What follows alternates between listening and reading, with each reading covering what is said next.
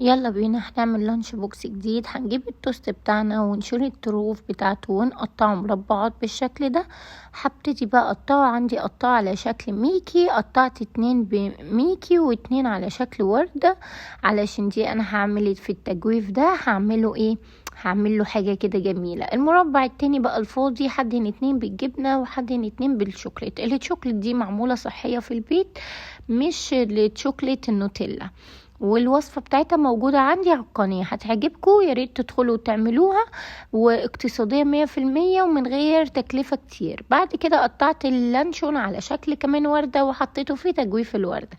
جبت بقى السفندية الجميلة دي، حطيت لها ودان كده وحطيت لها الفرع ودلعتها، وكمان الدايجستيف هنا صحي جدا وجبته وحطيته.